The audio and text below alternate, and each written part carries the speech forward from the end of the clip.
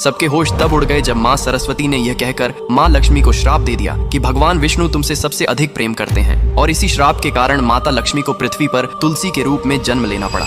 कहानी उस समय की है। वैकुंठ लोक में माँ सरस्वती, लक्ष्मी और गंगा देवियाओं में बहस हो गई कि तीनों देवियों में से भगवान विष्णु सबसे ज्यादा प्यार किसको करता है। क्योंकि सरस्वती ज्ञान, विद्या और कला की देवी थीं, लक्ष्मी धन, वैभव और समृद्धि की देवी, और गंगा पवित्रता, शांति और शुद्धता की थीं। भगवान विष्णु तीनों का समान आदर और सभी से समान प्रेम रखते थे। लेकिन तीनों देवियों के मन में यह प्रश्न उठने लगा कि संसार में सबसे अधिक महत्व किसका है, ज्ञान का, धन का या पवित्रता का। यह विचार धीरे धीरे बहस में बदल गया। नारद मुनि भी वहां पहुंचे और अपने स्वभाव के अनुसार अलग अलग दृष्टिकोण रखकर बहस को और गहरा कर दिया।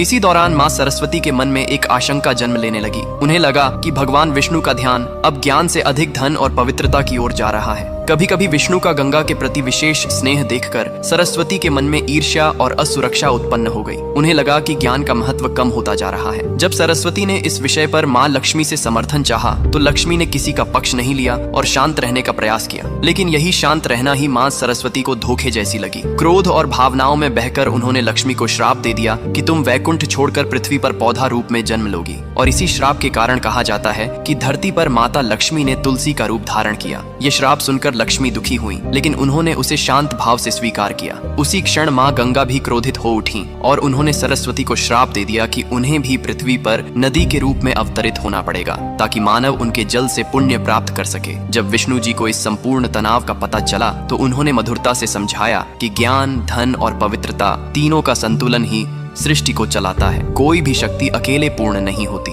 धन और ज्ञान दोनों का मूल्य है, पर ज्ञान बिना धन का सही उपयोग नहीं कर सकता और धन बिना ज्ञान उपयोगी नहीं रहता। इसीलिए दोनों का संतुलन आवश्यक है। विष्णु ने लक्ष्मी को आश्वासन दिया कि पृथ्वी पर उनका तुलसी अवतार भी अत्यंत पवित्र और पूजनीय होगा, और सरस्वती व गंगा को भी उनके दिव्य उद्देश्य का बोध कराया। अगर आप मानते हैं कि जीवन में ज्ञान, धन और पवित्रता तीनों का संतुलन ही सच्ची सफलता है तो कमेंट में लिखिए जय श्री हरि विष्णु।